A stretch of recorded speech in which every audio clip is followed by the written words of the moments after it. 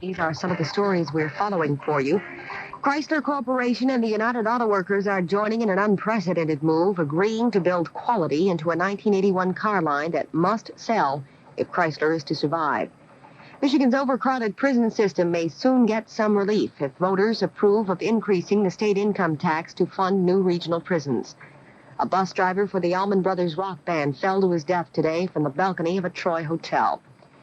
The Detroit Tigers bombed the Blue Jays tonight 7-2 at Toronto. The winning lottery number 664. That's 664. Good evening. I'm Cheryl Frisky for News Radio 95. Weather Command says partly cloudy and mild tonight with a chance for a storm. The low temperature near 63. Partly cloudy, 66 degrees currently. You're listening to Detroit's News People on News Radio 95, WWJ Detroit. CBS News. There's a published report saying the Carter administration is assembling a package of possible aid for the nation's automobile industry. This is Doug Poling reporting on the CBS radio network. In its Saturday editions, the New York Times says the administration has formed a task force to work on aid for the industry, headed by Secretary of Transportation Neil Goldschmidt. The report says the plan is intended to cost the government and auto buyers little or nothing in terms of money. Said to be under consideration, among other things, is a plan to give the automakers some relief from federal regulations, especially emission standards. But the Times says the administration is reportedly unlikely to support restraints on car imports being sought by the industry and by the United Auto Workers Union. A heavy load of foreign car imports is one reason why the nation had a large trade deficit last month. The $3.9 billion deficit was more than twice the amount of the previous month. U.S. exports also dropped sharply. More news in a moment. Would you spend $2.50 for the possibility of a better job? Well, here's your chance. It's new, and there's nothing else like it. It's called the Wall Street Journal National Business Employment Weekly. Every week, it presents the best jobs in the business, professional, and technical fields. These are high-paying, career-advancing positions offered by major corporations and fast-growing smaller businesses all across the country. If you're looking for a better job, a faster-moving career, and higher pay, look into the Journal Employment Weekly. Pick up a copy at your newsstand now. If not yet available in your area, we'll send you the next 4 issues by first-class mail. Just send a check or money order for $10 to the Journal Employment Weekly, Box 300, Princeton, New Jersey, 08540. That's the Journal Employment Weekly, Box 300, Princeton, New Jersey. The National Business Employment Weekly. It's from the publishers of the Wall Street Journal. No one has more experience in helping you find a better job. American officials said today the United States will hold Vietnam responsible for the fate of 2 American photographers captured by the Vietnamese. The Americans were doing some work for the UN on refugees when they were captured in Thailand. The father of one of the men talked about the situation today. A report from Lester Holt of CBS station KCBS in San Francisco. George Lieneman Jr. of Los Angeles was one of 2 Americans who were captured by Vietnamese forces in Cambodia. The pair, along with 2 International Red Cross representatives, were involved in the filming of a photo documentary on Cambodian refugees. Lieneman's father, George Sr. of Santa Clara, California, says to his knowledge his son was not involved in any suspicious activity. For sure, he wasn't involved in anything else but getting a factual report of the situation of the Cambodian refugees in this camp. Lieneman says he would like to travel to Bangkok to win release of his son and the others, but he says first he wants to confer further with U.S. State Department officials. Lester Holt for CBS News, San Francisco. The other American photographer captured by the Vietnamese is Richard Franken of Miami. The United States plans to give some military aid to Thailand because of the crossing into Thai territory of Vietnamese troops. The Vietnamese are pursuing Cambodian rebels in Thailand. Small arms, ammunition, artillery, and M48 tanks are to be given to the Thais by this country. An Italian jetliner with 81 people aboard apparently went down in the Tyrrhenian Sea today on a flight from Bologna to Palermo, Sicily. The missing plane is a DC-9 operated by Italy's domestic airline Itavia. There are reports a ferry boat in the sea spotted what appears to be signal flares, but so far searchers have not located the plane. Ronald Reagan today sharply criticized the Democratic-controlled Senate for rejecting his proposed federal income tax cuts. In Houston today, Reagan urged Republican lawmakers in Congress to keep trying. Every bill that offers a possibility, keep on adding that amendment for the tax cut to it, and let's see how many times the Democrats have got the nerve to vote against a tax cut in this election year. At the UN tonight, the Security Council censured South Africa, accusing that country of aggression by sending troops into Angola. Despite South Africa's denial, the Council demanded the troops be withdrawn from Angola immediately. Now this. 24-hour holding power. Ezo denture cushions have it, unlike those messy pastes and powders that fall down on the job. Until you see your dentist, Ezo, the temporary holding aid, helps hold your dentures surely and securely all day, all night. Ezo makes your mouth feel happy and your face feel like smiling again. That's Ezo, E-Z-O. 24-hour holding power. In the last round of this title match, with a champ. The curtain is about to rise on another opera. History is being made every minute. Now you can capture history and save with the Sony Beta Cassette Buy 2 and Save deal, featuring twin packs of Sony L500 and L750 videotape. Sony gives you picture-perfect pictures because no one knows more about Beta Cassettes than Sony. After all, Sony invented them. Get the Buy 2 and Save Sony Beta Cassettes. Then you'll be all set to make your own history.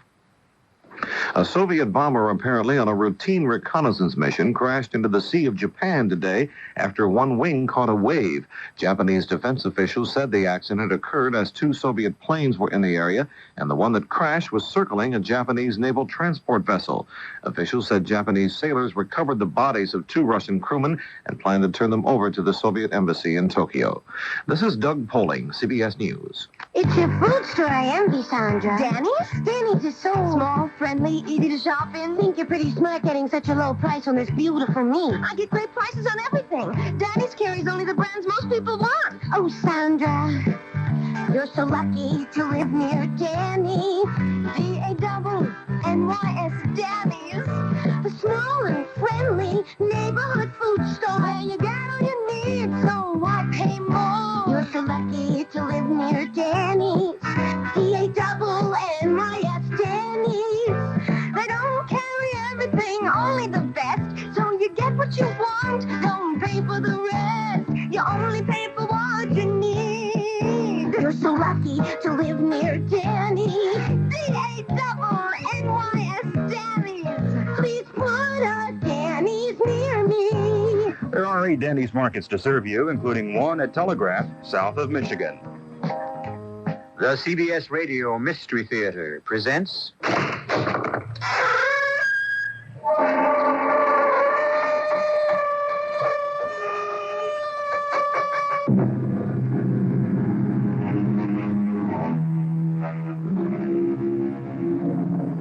Come in. Welcome. I'm E.G. Marshall. Welcome to the world of your overself. What is the man talking about? Overself? What's that? Well, you might say it's that part of you where your imagination resides. The truth is that, according to any number of religionists, you don't exist at all. Only your imagination. When you refer to myself, you are actually talking about an illusion created by your overself. Confusing? Certainly is to me. And it was more than confusing to Amanda Phillips. You are not a ghost, Morley? Of course not, Amanda. Or I dare say you would call me a ghost, but ghosts don't really exist. They're people. They simply live on a different plane of existence. I don't know what to say. But then don't say anything. That's the trouble with people on your plane. They say too much. But these different planes of existence, Morley, it's confusing. I simply don't understand. You will, my darling. You will. If you dare.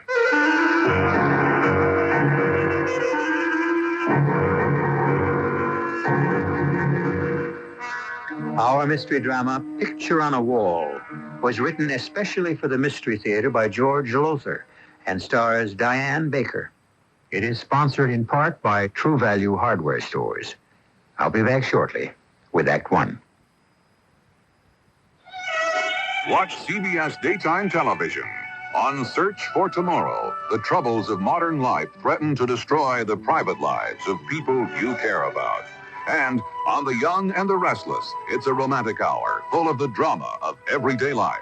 Stories about real people facing real problems. Search for Tomorrow and The Young and the Restless, television's hottest dramatic shows on CBS Daytime Television. Check local listings for time. All aboard, Southampton, Winchester, and London. Honey, sit down. Tickets. Tom, what's the matter? I don't know how we're going to get to Southampton. I can't find my wallet. Your wallet? It had all our travelers' checks. Honey, I know. Well, What seems to be the problem? I lost my yes, wallet. with all our travelers' checks, what should we do? Listen, what kind were they? American Express. American Express? Ah, well, they've got an office in Southampton. Sonic, stop. American Express has over 1,000 travel service offices around the world to help you. American Express travelers' checks. Ask for them by name. This is FS for MS. You know, I've cut a lot of records, sung a lot of songs in my time. The last of the saloon singers, you might say. But of all the songs, that one is special to me. I like the way the lyrics tell of a show of guts and courage in a man. The Impossible Dream happens to be the unofficial theme song of the thousands of people with MS, multiple sclerosis, the awful crippler of young adults. Now, MS can strike just when you're starting to live. So we, you and me, we can help them beat their unbeatable foe, MS, by chipping in to pay for research to find a cure. And in the meantime, help buy a wheelchair or whatever until their impossible dream can come true. So when an MS volunteer knocks on your front door, maybe you'll remember the words I'm trying to say here. Because without music, it's a little tough for a saloon singer to tell it right. Thank you, and God bless. This message brought to you by the National Multiple Sclerosis Society.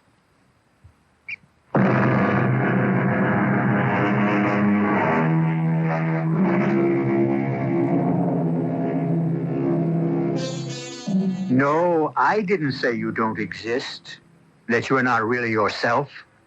Those who devote lifetimes to the study of what we are and why we are here, who try to understand God and our relation to Him.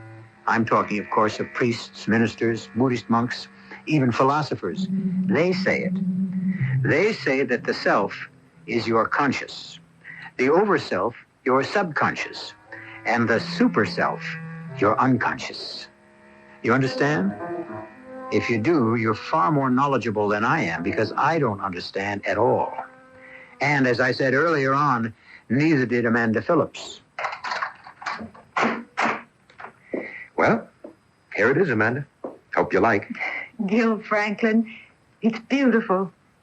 I figured it would grab you, even though you did say you wanted to live in Greenwich Village. Well, yes, I did. All my life in Gladesville, Iowa, I've yearned to be an actress living in Greenwich Village. But this, it's so lovely. What? May I come in? Oh, Mrs. Broley, of course. Let me introduce you. Amanda Phillips, rising young star of the Broadway Theater, or soon to be anyway. Mrs. Broley, landlady. Delighted to meet you, dear. Is everything all right? Oh, it couldn't be more so. I never expected to find anything as, well, really enchanting as this. Not at what I can afford to pay anyhow. It is only $45 a week, isn't it? Yes. How can you afford to let it go at that? A place like this, furnished so nicely, those beautiful paintings on the walls, especially that big one over the fireplace, and the garden. You can walk straight from this room into the garden. It's just lovely. I should think you could rent this for 2 or 3 times what you're asking.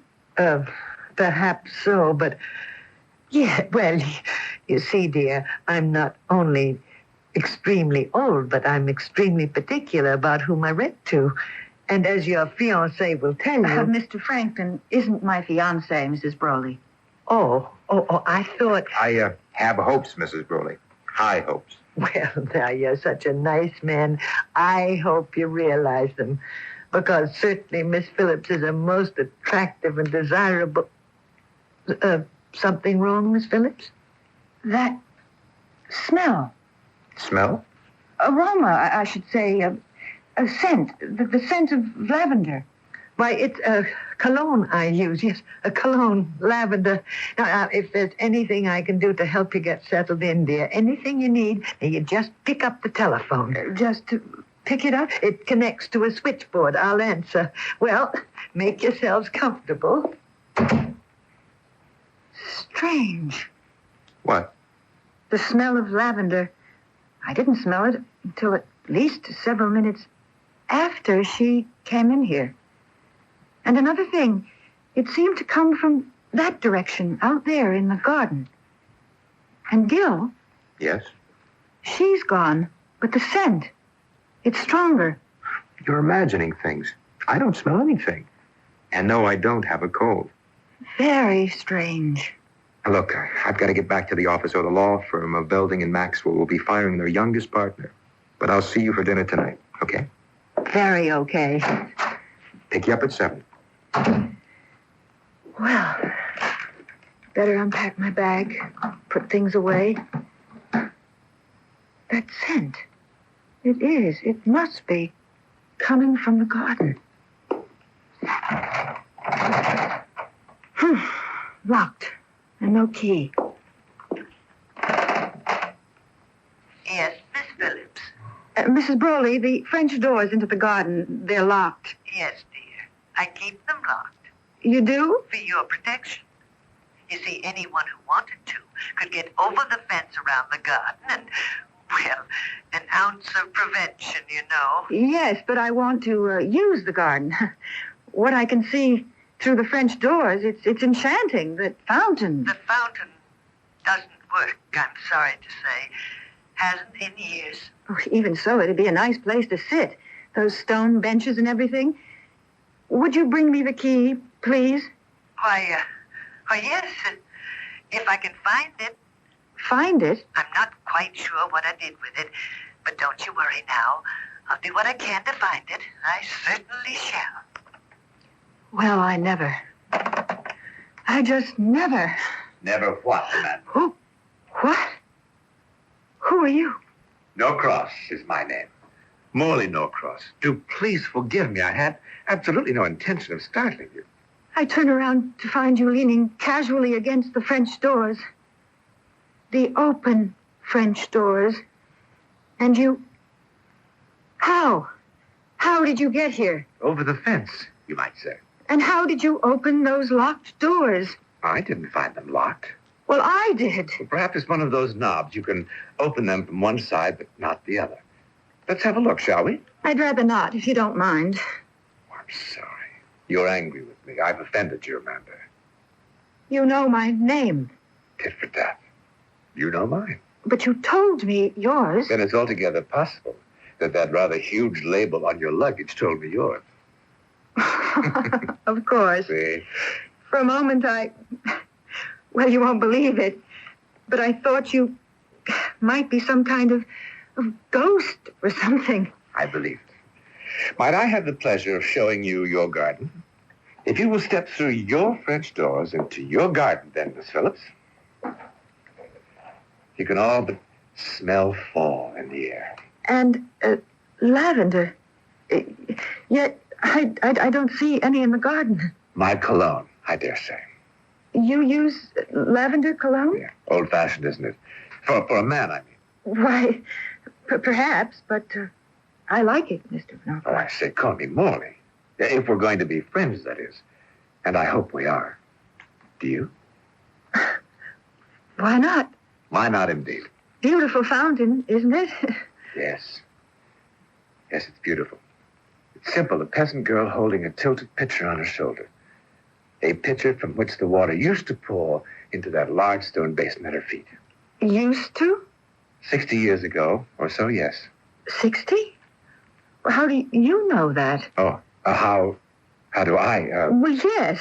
You can't be more than, 40, say. Thank you, my dear. So how would you know that this fountain hasn't, fountained in more than, 60 years? 16 years, I said. 16.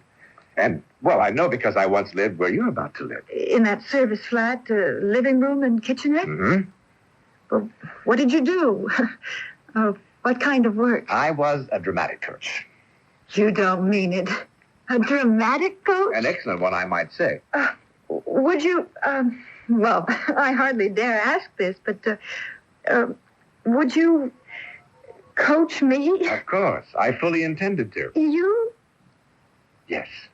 Oh, now, Mr. Norcross. Morley? Morley. Well, you might have got my name off the luggage label, but you couldn't possibly know that I want to be an actress. No? No. What is it? Ever read Sherlock Holmes stories? No. That's too bad. They're fascinating. Fascinating. Holmes could look at someone he'd never seen in all his life before and tell him everything about himself. I was an avid reader of Holmes, and somehow I picked up the technique. For example, your makeup. Oh, what about it? Unless I'm mistaken, on your cheeks, that's Panistic Rosy Glow, isn't it? Yes. And a touch of daylight orange in the corner of each eye. You're amazing. Of course, on stage, you'd use vermilion, but for daytime wear, you're most astute. And then, of course, your clothes are a dead giveaway. To say nothing, my dear, nothing of your walk. Unbelievable, Morley. Elementary what? Elementary. Would you like some tea? Do you have any? I mean, you just moved in. In my suitcase. Then I'd love it. Come along inside. No, and I'll sit here. I'll sit here. It's such a pleasant afternoon. I'll be as quick as I can.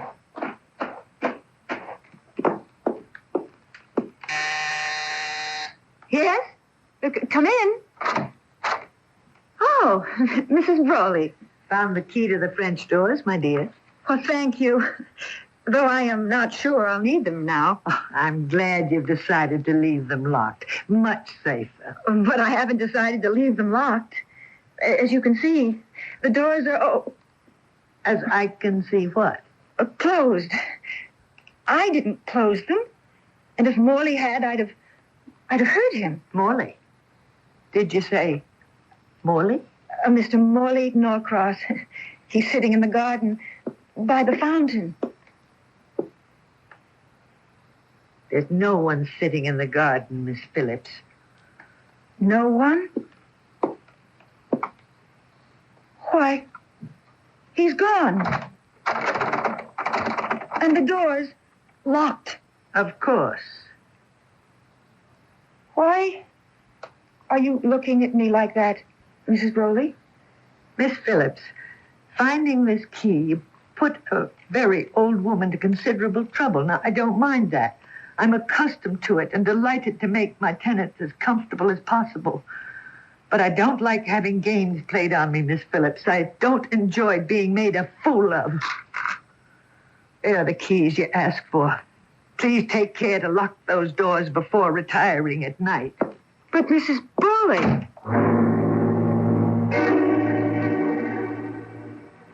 Amanda, you were dead tired. Beat. You probably stretched out on that couch to rest and fell off to sleep. You dreamed it all. You had to. I don't remember lying down, Gil. I didn't. I started to unpack, and then the scent of lavender came to me even stronger than before. It came from the garden. I tried to go into the garden, but found the doors locked. And so I called Mrs. Brawley. Yes, you told me all this. But, sweetheart, it couldn't have happened. It just couldn't. Well, if it didn't... Oh, I don't know. I just don't know. Neither do I. One thing I do know, though. I'm taking you out for the best dinner you ever had. You need it. I guess I do. Won't be a minute. Put on a new face. Okay. Know something? What? I did all right by you, finding this place. Comfortable, homey. Even the paintings on the wall. Not the usual crummy stuff you find in a place like this. Pretty good art. This one over the fireplace is a knockout.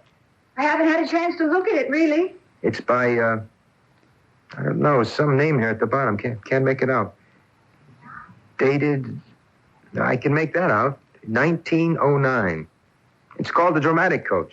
Oh? Shows him, the coach, teaching a girl how to act. Very handsome guy. Tall, wavy chestnut hair, worn kind of long. Blue eyes, I think. Gray at the temples, strong nose. Very strong nose. Oh. Ready so soon? Let me see that. The painting? Yes, the... Huh? Amanda, what is it? The man in the painting. The dramatic coach, Gil. That's Morley Norcross.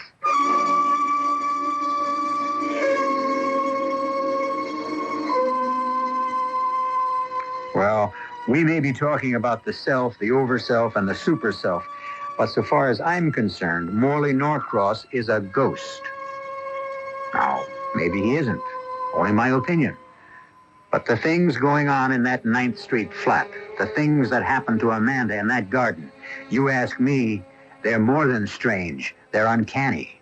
I wouldn't be concerned, except I remember Amanda saying she felt scared. I don't like that. It worries me. I'll be back shortly for Act 2. For many jobs around the house, nothing makes work lighter than air.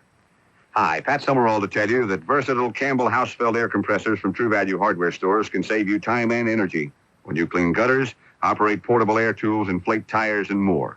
Add the optional sprayer kit, and you can spray paint, insecticides, and weed killers quickly and efficiently. And to lighten the load of your air conditioner, install a Butler Venomatic Attic fan from your True Value hardware store. A Venomatic Attic fan can help exhaust the hot air that builds up in your home in the summer so you feel cooler and your air conditioner works less to save energy. And a Venomatic Attic fan is thermostatically controlled so it operates only to your desired level of comfort. Campbell house-filled air compressors and the Butler Venomatic fans are available at participating True Value hardware stores and home centers. And save gas. You won't have to drive far for your hardware and houseware needs. If you're looking for value, service, and selection, you'll find them nearby at any one of the more than 5,000 True Value hardware stores and home centers located nationwide.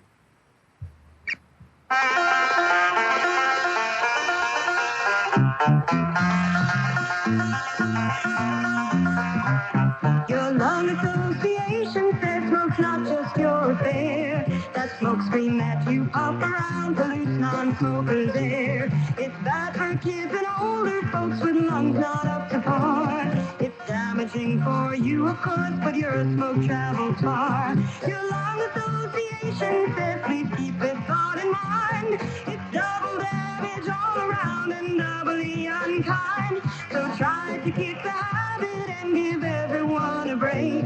Please do it for your life and breath and everybody's sake. Your lung association and you know that cigarettes are a breathing hazard. Smokers, please don't add that extra offense. Give us a break for life and breath.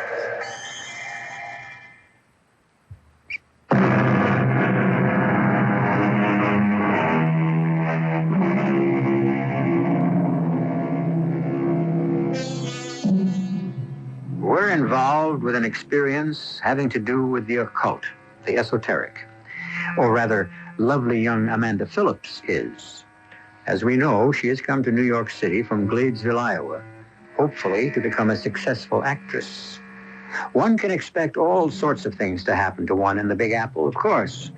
But what has already happened to Amanda on her first day is, well, to say the least, odd. The man in the painting is Norcross? The man you think you met out there in the garden? Gil, I know you think I'm spaced out. No, I just think you dreamed it all. Fell asleep and dreamed. Dreamed about a man who was the living image of the man in that picture?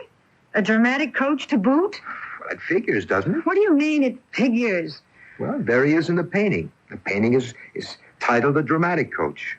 Your eyes may have just glanced at it, but your brain, it registered you clearly. You were tired, worn out from your trip. You stretched out to rest, fell asleep, and voila. Dreamed of the man in the painting. The man who said he was a dramatic coach. Well, I don't remember falling asleep. But what you say makes sense. That's what must have happened, I guess. Sure. And speaking of getting rest, young lady, you've had a long, tiring day, so I'm going to split. Oh, it's only 10 o'clock, Gil. You don't have to. No, you're tired. And now that I've got you here in New York, you can count on seeing a lot of me, if you want to. Oh, of course I want to. You sound as if you really mean that, Amanda. Oh, Gil. Sweetheart, you know how I feel about you. It's just that... The great white way beckons. It's a career on Broadway or nothing. No, a career on Broadway or marriage and kids. Oh, Gil, darling, look, I've got to try it first. I've got to satisfy myself that I've got talent or I haven't. That I can make it or I can't. That... Look, I've just got to have my chance. Be patient, please. For you, I'll outdo the patience of Job. Good night, honey. Good night, my darling. I am tired. Into bed, Ethel Barrymore Phillips. What? Lavender. The scent of lavender again. From the garden. He's there, sitting by the fountain, and I'm not sleeping, not dreaming. Oh, locked. Keys.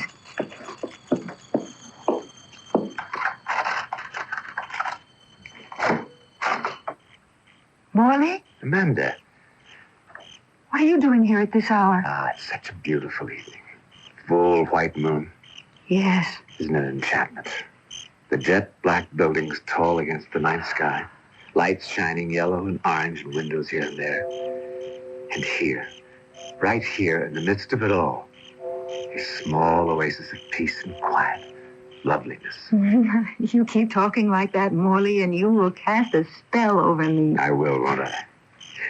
Amanda, do you mind my coming here of an evening, now and then? I won't, if you say no. Well, no, I suppose it's all right. You come when you want to. Thank you, my dear. Thank you. Morley? Yes. There's a painting over the fireplace. It's called the Dramatic Coach. And the man in the painting, the coach, looks exactly like you. Yes. Yes, he does. It was painted by Scott Costain in 1909. The man in the painting is my grandfather, whose name was also Morley Norcross. Oh. You didn't... You didn't think... Yeah, I'm afraid I did. No, you couldn't have. But look, if you haven't lived here in 16 years, you said? Yes, 16. Well, what's the painting doing there now? You have no doubt heard of actors being forced to leave their luggage behind because of non-payment of rent. And you? Oh, Morley. But it's quite all right, Amanda. It's quite all right, especially since I can look at it almost as much as I want to. I can take a peek now and then through the French doors. You poor man. You love that painting, don't you? You're very perceptive. Yes, I do love it. As much as I love this fountain. The fountain? Yes. Did Mrs. Broley tell you? No. I don't suppose she did. There's a legend goes along with this fountain. A legend? It's rather tragic. All the better. The more romantic. Perhaps. A man, someone who lived in that flat where you live now, as I lived, a man committed suicide at this very spot. Oh, no. Why? I think the phrase of the time was unrequited love. Oh, Morley. That is romantic. It didn't seem so then. What? I mean, say, the man must have felt the very depths of misery, experienced the most frightful emotional horrors to kill himself. He committed the greatest sin known to man or God. Suicide? No. Despair. And in despairing, renounced his faith in God. No one who believes in God, truly believes, can ever give way to despair. Amanda, you remember that. Yes, Morley, I shall. As for the legend, the fountain ran red with blood, his blood. And then it stopped flowing, just stopped. They've tried to get it flowing again and again, but they have failed every time. According to the legend, it never will flow again until someone, somewhere, sometime, does something so supremely unselfish, so totally and completely selfless, that the sin of suicide committed here is paid for. Beautiful. So beautiful. And when that happens, if ever it does, the fountain will gush forth once more. I was wondering... Yes? Would you have any objection if I came in, well, only for a moment, to have a closer look at that painting? Why, of course not. Come along. Thank you, Amanda. Your grandfather, was he a dramatic coach, too? Or did he just pose for No. He coached actors and actresses just as I do. Well, there it is. Yes, there it is. Amazing, the resemblance. Isn't it? Isn't it? Was your grandfather, was he the man who killed himself in the garden? Yes. And she, the girl in the painting. Oh, he loved her. He loved her. And she loved him. Or so she let him believe. She was one of his pupils. Beautiful, talented. I can't tell you how beautiful, how talented.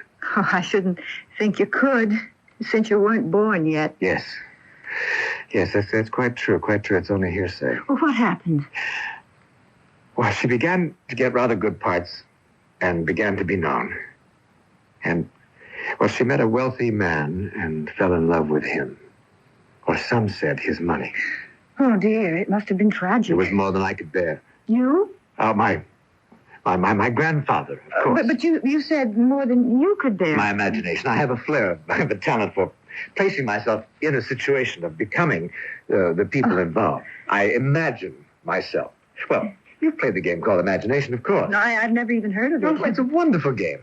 And incidentally, extremely helpful to an actor or actress. Would you care to play it? Well... Let's do. Now, let's imagine ourselves to be, well, those two people in the painting. All right. How do we go about it? First, look closely at the painting. Mm-hmm. Try to see every detail. For instance, the furniture. Old-fashioned, high-backed couch with brocaded upholstery and antimacassars. That's right. And the table lamps, beaded lamps they called them, I think. That's right. And the gas jets on the walls. Notice? How could I help but notice? I feel as if those lamps are actually lit. As if the gas jets are really glowing. As if I'm in the room with him. His arms around me, his lips close to mine. It's all so real. I am that woman in the painting. You are. You have become her. You have become Iris Jordan. Iris Jordan? That was her name. Is her name, because you bring it to life again. Iris. Oh, Iris. No. What are you doing? Darling, Let me go. I love you. Morley. Mr. Norcross. Please, Iris. Unhand me, sir. Iris. You hear me, sir? Unhand me. Please. I've told you I no longer love you. I love another, Thomas Broley, and I'm going to marry him. Don't do this to me, Iris, I beg you. Miss Phillips. I beg you, Open the don't. door. I can't bear it. Miss Phillips. I'll kill myself. Do you hear me? I'll kill myself. Miss Phillips. Miss Phillips. What is... Why were you crying out like that? I guess I got carried away, but we were only playing a game. A game? We? Morley Norcross and... Why? He's not here. Mrs. Broley? Broley? Is your first name Iris? Oh, what if it is? Were you the girl in that painting? I think you're out of your mind. You were the girl in that painting, weren't you? You were an actress. And you were in love with Morley Norcross, but you jilted him for a man named Broley. Thomas Broley. Miss Phillips, I will ask you to vacate these premises in the morning. This room, that garden, they're haunted, aren't they? I don't know what you're talking about. Oh, yes, you do. Not only the room and the garden, but that painting, all haunted by the ghost of Morley Norcross, the man you loved and then jilted more than 60 years ago. That's why you rent this place so cheaply. $45 a week. Tenants just don't stay here very long, do they? How long has it been since the last tenant, Mrs. Broley? How long? Well, more than a year. I see. What happened to the last tenant? Dead. Found dead in the garden. She'd been strangled. And that's why you weren't able to rent the place? No. The tenant before... Found dead? Strangled? Yes, Oh, my dear child, I only pretended to be angry with you and demanded you to leave to save your life. after letting me rent the place. I hope the haunting was over, but I see now it isn't. Morley's ghost will haunt this place, haunt me till the moment I die. You must go in the morning. No, I'm not afraid of ghosts, Mrs. Broley. But more than that, I don't want to leave. Don't ask me why. I don't know. I'm afraid I do. What? Because you've done what I'm almost sure the others did. They couldn't bring themselves to leave either. And they didn't know why. Nor did I then. But I think I'm beginning to know that. You've fallen in love with Morley Norcross, Miss Phillips. You've fallen in love with a ghost.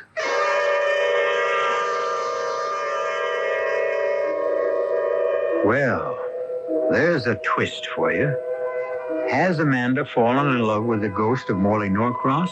Or is some other power, some other force at work? Let's not forget that we've been talking about not ghosts, but the baffling, the mysterious complexities of the human mind. I'll return shortly with Act 3. It's a good feeling to sleep the night away on a perfect sleeper by Cedar. I'm Susan Anton. The Perfect Sleeper gives you the top comfort you love and the deep support you need. Top comfort, deep support. You get both from every Serta Perfect Sleeper. That's firmness that feels good. So, Be a perfect sleeper by a perfect sleeper by Cedar. If your business has always used print advertising, here are some cold facts. Since 1967, average daily newspaper circulation has not matched population growth. Yet average cost per thousand has more than doubled. Now the radio facts. Since 1967, radio's audience is up over 60%. Every day, radio reaches more people than any other medium, including newspapers, TV, magazines. Radio. It's red hot. Get more facts. Call this station or the Radio Advertising Bureau. They brought you this message. These days, we tend to put off spending money for things we don't feel are absolutely necessary, like doctor's fees, unless we're actually ill, and preventive medical care like eye examinations for our children. And yet, suppose a child has a vision problem that he or she isn't aware of or can't explain. It shouldn't go undetected. In many communities, the National Society to Prevent Blindness runs vision screening programs for children. If there isn't one in your area, you can write directly to Prevent Blindness at 79 Madison Avenue, New York, New York, 10016. They'll send you a home eye test kit that you can use to determine whether your child should see an eye doctor. It comes with a wealth of information about the care and protection of your children's eyes. And good news for these inflationary times, it's all free. Write Prevent Blindness, 79 Madison Avenue, New York, New York, 10016.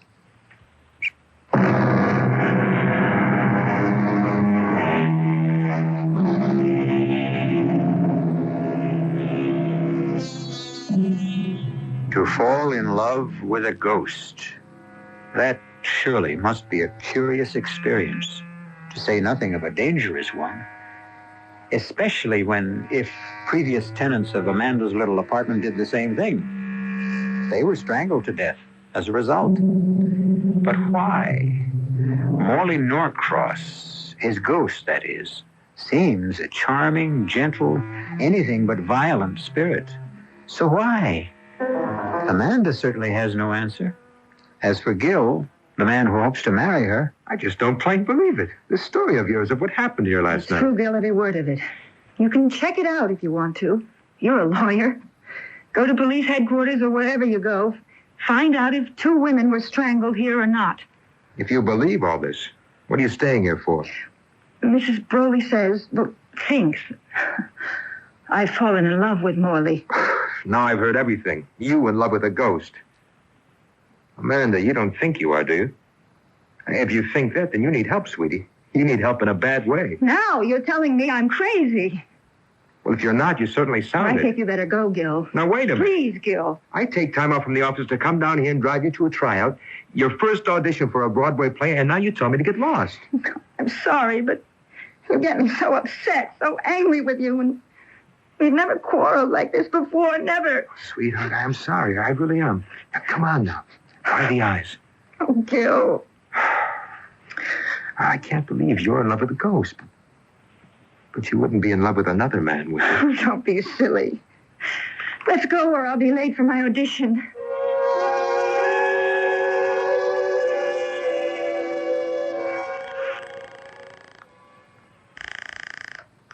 Building in Maxwell. Gilbert Franklin, please. One moment. Hello? Gil? Amanda. Oh, Gil, I'm so excited. You got the part. Not the little part, the walk-on. Gil, they listened to me for the ingenue lead. And I got it. I got it. Lead. Hey, that's fantastic. I can't believe it. I can't either. Now, this calls for a celebration.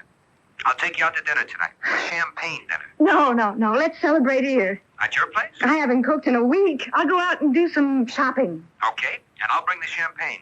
Enough for the three of us. The three of us? You, me, and your ghost boyfriend. I don't think that's very funny, Gil. Uh-oh. I put my foot in it again. Forgive me. Now, come on. Tell me you forgive me. I forgive you. And, honey? Yeah? Ask Morley Norcross to forgive me, too. Well, I just never. I just never. You know, Amanda, that's virtually becoming a cue line for me. Why? Why have you gone so white? Why are you trembling so? I know now that you're a ghost. Oh. It makes me feel scary. Oh, please, no. The last thing in the world I want is to frighten you. That you ought to know that, particularly since I did all I could today to help you get the ingenue lead in Hope Springs Eternal. You? Didn't you know? Yes, I did. I felt something. Something that lifted me above myself, above my talent. That made me act as I've never acted before. But I didn't know it was you. It was. I was there all the time, coaching you. Now, still frightened of me? No, not really. Only, Yes. did you strangle them, Morley? The two women who lived here before you? Yes. I confess it, I did. Why? The painting there above the fireplace. I didn't tell you the whole story behind it. Why not? I was ashamed. Ashamed? Of what I did to Iris, or tried to do. You see, my dear, she didn't leave me for Thomas Broley just because she'd fallen out of love with me. I was the reason she fell out of love. My ungovernable temper. Temper? Rage is a closer word. Violent rage. Another word for it would be ego. My ego that demanded its way or I would fly into an insane fury. Iris, yes, the withered little woman who was your landlady, feared me. Loved me, but feared me. And that is why she left me. That is why, let me also confess, I killed myself out there by the fountain. Not from despair, as I told you. Not from misery. But from sheer, limitless, violent rage. And I have been paying for it ever since. Oh, Morley. You helped me today. How can I help you? Amanda, are you sure you want to? Oh, yes. Very sure? Very sure. Then meet me by the fountain tonight at 10 minutes of 12 tonight. 10 minutes of 12? That was the hour I took my life. Promise you'll be there. I'll be there, Morley. I promise.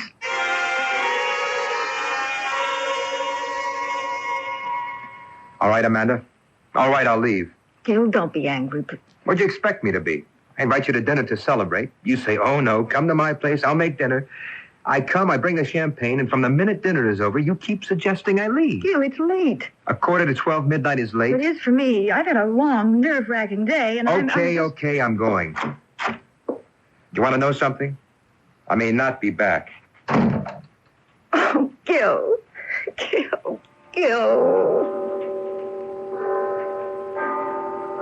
The scent of lavender coming from the garden.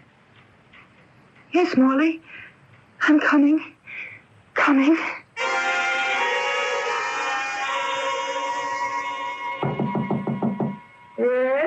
Yes, who is it? Gil Franklin, Mrs. Broley. Oh, just a minute. Just a minute. What do you mean disturbing an old woman at this hour of the night? I need my rest.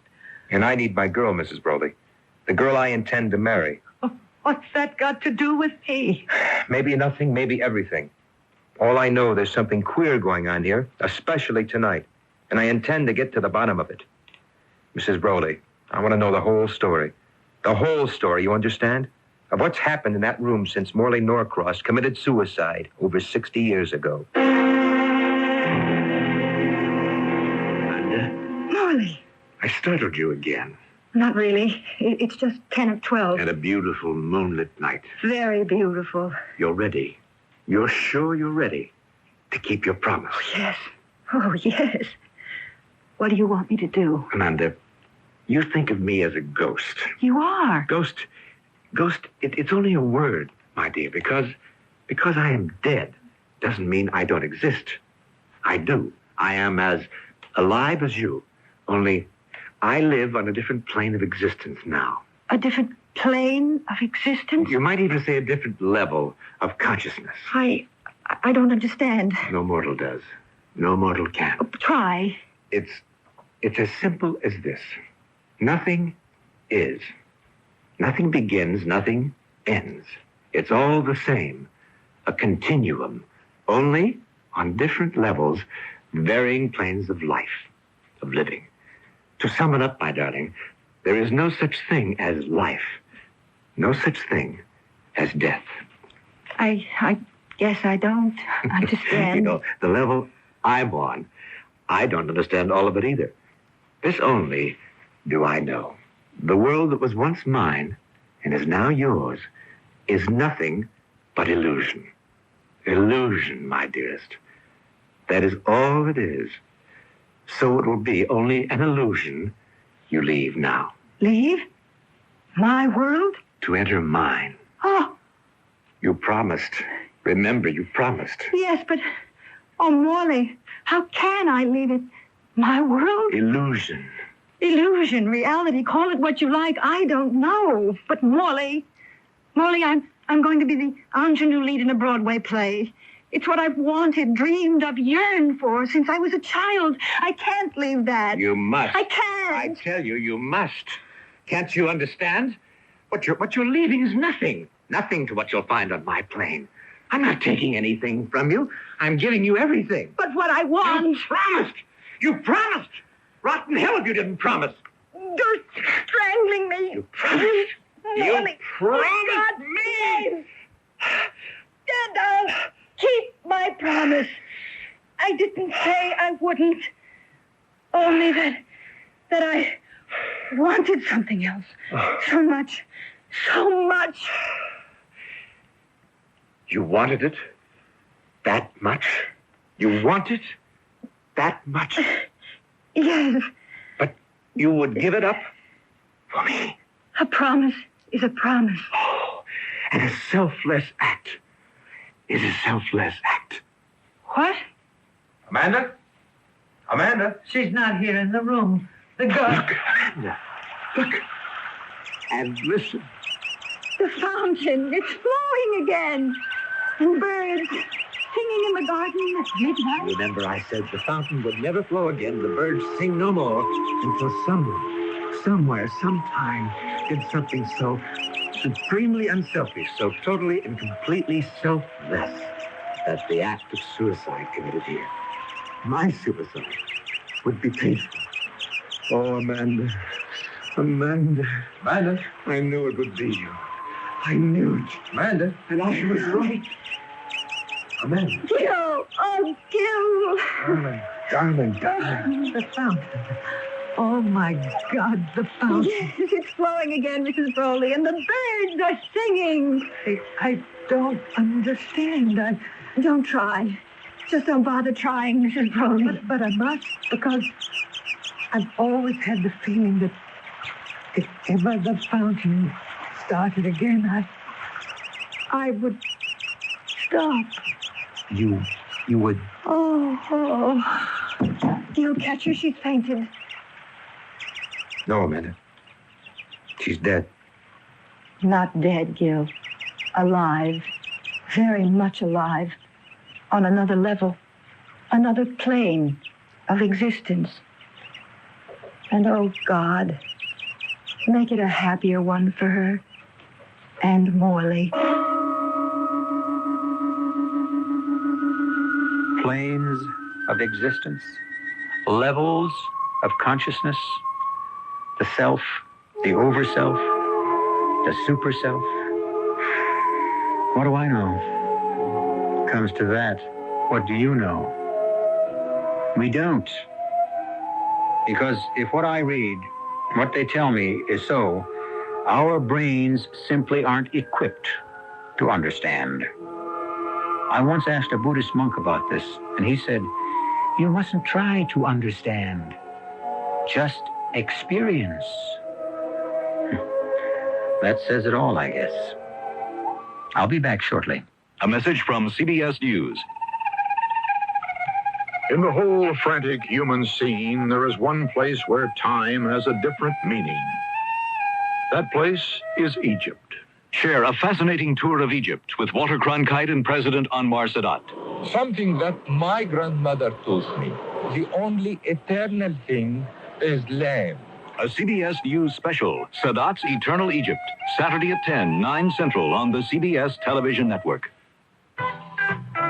Looking to make friends? Hi, this is John Ritter, and I'd like to talk about friendship.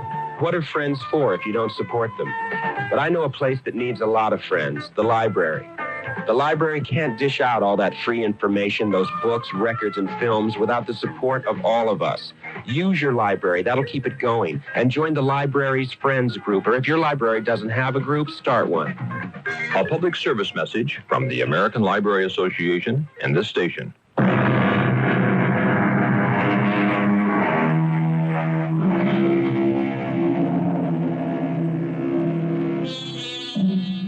Amanda Phillips didn't become a Broadway star. She became Mrs. Gilbert Franklin. Oh, she played the ingenue lead in Hope Springs Eternal, all right. But the play folded in New Haven. Well, if Morley Norcross was right, it doesn't much matter. After all, the world we live in, you and I, nothing but illusion. Some illusion. Our cast included Diane Baker, John Newland, Ann Seymour, and Dennis Cole. The entire production was under the direction of Hyman Brown. And now, a preview of our next tale. We may design the proper countermeasures to halt the insidious spread of American imperialism.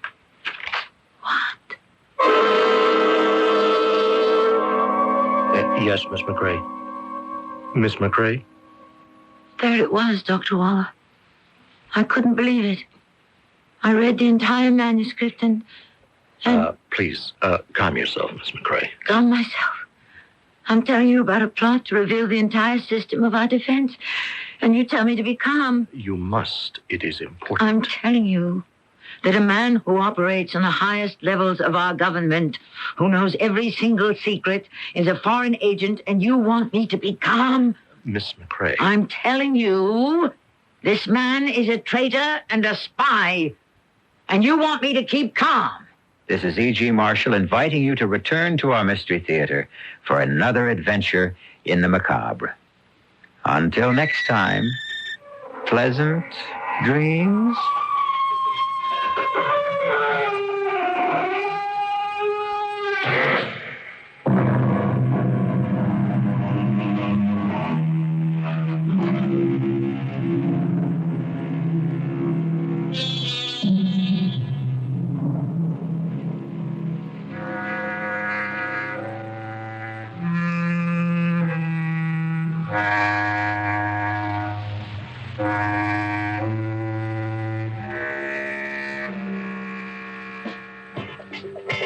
Approaching the midnight hour, here are the local stories crossing the anchor desk this Friday evening on News Radio 95.